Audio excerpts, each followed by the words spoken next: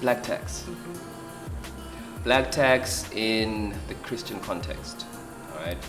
A lot of us, we graduate and they find themselves having tax that they didn't ask for, right? So they have to give money to family, siblings, all of that. In light of the gospel, how does one navigate that? One of the biggest revelations that really hit me is God has actually called us to pay it forward. Okay. Not necessarily backward, which is what happens with black tax. Okay. So the kingdom principle is actually a wise man leaves an inheritance for his children's children. But a lot of times what you find, you're not able to leave an inheritance for your children because you're still plying the field backwards. Okay. Paying it forward instead of paying it back? Okay. So, yeah, unpack that a little bit. It sounds quite deep. Okay. So a lot of times with black tax, it's you finished varsity, now you're going forward, but what you have to do is, okay, there's the parents, there's brothers and sisters that you have to contribute towards. Depending on your context, it might be you're taking care of uncles, aunts, cousins, depending on how many people are on your plate, right? So you'll find you're not really able to contribute as much towards savings, or probably you're not even considering savings, because whatever excess you have has to go back to uplifting the next person, right? Whereas the biblical principle is I'm supposed to be saving not even for my child, I'm supposed to be saving for my child's child. I should have enough to sustain myself, the next generation, and then the generation after that. Right. But in our context, we're not actually able to save up. Sure. Yeah. Sure. Or make an investment. All right. So, okay, given that context, then, are you saying that we should not, provide for our families after we graduate? Like what do you do? Because you graduate and you don't have enough to be able to save for your children and your children's children, at the same time giving something to your family, and then you have to tithe and offer and then be generous as well. So how do you? That's a lot. How do you navigate that? The thing is, black tax is not in and of itself totally a bad thing. Right. All right. Yeah. If you look at the whole culture and spirit of Ubuntu, it's I am because you are. Sure. And if I'm making it, let me see how I can uplift the people around me. But we've sort of changed that context. Instead of us actually uplifting people so that we move forward together, what we have is a situation where people are hanging on and bringing you, who's actually made it ahead, down. Right. So instead of you moving forward as a force because one person has made it and then you move forward, you have a situation where cycles develop. So you will have that, a sibling maybe, It's deep right the now. sibling is having kids and then more kids and then more kids, and you're the one who's contacted for school fees for my child, my whatever. Yeah. So in essence, there's no progress being made. So to a certain extent, if we're actually going to be effective in terms of black tax, you also have to realize boundaries within that black tax, to get to a point where you say, okay, I'm going to assist you this far. Yeah. How much are you willing to come forward? How do you have that conversation? Yeah, now that's the tough part. The thing is, I find black tax is 70% psychological and 30% budget. Right? Whoa. Yeah. Okay. Because the first part is you learning, can I be strong enough to put the boundaries? If you don't put the boundaries, then what happens? Bitterness, resentment, anger, and you stop being a generous giver. Right? So now you're giving with half a heart, you're giving with anger, you're giving with why can't you, and without realizing it, because there's all this aggro in you, you're actually binding yourself. So now you're tying yourself up, thinking you're helping, but now you're even preventing yourself from getting any spiritual blessing that could be coming your way because of all of this. So now you have to sit down and ask yourself, okay, what tough conversations can I have and with whom? One of the scriptures I love, it says, the sons of Issachar understood the times and they knew what to do. Yeah. Have you sat down and actually asked, okay, what can we as a family do as a business? Yeah. Or what can we come up with to develop ourselves? Yeah. So that we're not staying with one person just being the constant contributor, money for electricity, groceries have run out. Yeah. What can we do that is an income generation for the family so that people can be uplifted? Can we hold people accountable?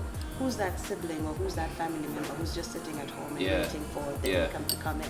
You know what? I love this because it's not like there's one solution. You know what I'm saying? There's a conversation that's happening, right? There's a process that's going on. There's even an opportunity to actually like have gospel conversations with family. You know what I mean? So it's actually like ministry happening rather than just, you know, okay, we just need this much money so that we can be able to help everyone else. So this is good, man. This is good. This right here is good. I'm blown away. I'm blown away. One of the things I've also had to learn from my own life is sometimes we get angry when people ask us for money, right? But then if you look at the lifestyle you're living and then you're quick to post it on social media that I went for this party, I'm living my life like this, I'm doing all of this. So it looks like you're living la vida loca and somebody else looks like they're in need. So they're definitely going to have an expectation that if you can afford that kind of lifestyle, then surely you can help out. Right. You know. So stay off social media if you got black tax. Stay off social media if you got black tax. You know, if you're going to get upset, like some things you have to stop sharing, you know. Another thing I also had to learn is budget. You know, I needed to sit down and actually work out what is my budget. How much can I actually afford to give away? So that if I say like maybe I'm giving, let's just say 1,000 rand per month, you know, I need to know that, okay, this is what I'm giving, this is what I can afford, and stop trying to be the hero and then going to get stuff on credit and doing this on credit. And if I work with a budget, then I force others to work with my budget. So if I give you 1,000, that's the 1,000 you're getting for this month. If you call me in the middle of the month, I need to find the strength to say, I don't have. You know, and one of the things I also had to learn is to stop debating with people to say, oh, you know, I've had this expense and I've had this expense and I've had this. It's just, no, I don't have. And it doesn't matter how much you keep saying, mine is just to respond, no, I don't have. I don't have, because what I gave you is the budget. So I actually end up teaching the next person to live according to the budget I'm giving them. So they know in the middle of the month, they can't call me. You got your quota, you got it. Make it work. The teaching moment. Yeah, so that is so cool. That's one of the things I've had to learn. But I think the biggest challenge I've had is coming to the realization that I'm not the source, God is, right? And I've had to pray and seek God about my life and understanding that He's my provider. But if I don't watch out, I will deny others the opportunity from getting to know God as their provider, because now I become the source in their lives. You know? Okay, you can run that back. So how do you, okay, so cool, so that's a lot to unpack. So how do you, okay, so just by virtue of the fact that you don't always have enough and that you're always having a conversation with these people about the fact that like it's God who provides for you, is that how they get introduced to the fact that God is your provider? Or how does that conversation happen? First you have to explain it. But then after that, like I said, black tax is 70% psychological. Tough love. Okay. Tough love. That's when, you know, if I say I'm giving you this amount of money, like we said before, 1,000 rand, and I can't give any more, the rest of it is like, okay, can you seek God about whatever other needs you might be having? You know, because it's not me, I just can't. But if the moment I give you that 1,000 and you come in the middle of the month and then I have to go and get on credit, you're not going to understand the credit burden that I'm going through to meet your need. However, if I tell you that this is all I can do and I can't do anything further, and you're still in need, you're going to have to go down on your knees. You're going to have to call upon God. You're going to have to say, open my doors. You're going to have to say, Father, help me figure this out. But if I keep doing, then I prevent you from ever seeking God for yourself. So this is what I'm hearing, right? I just want to summarize it, so that I can have a clear, concise.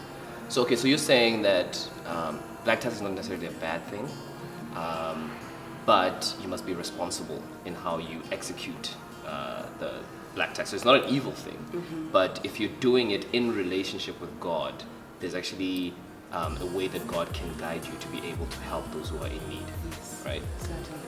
No, I love that. Certainly. That's awesome. Thanks, Maria.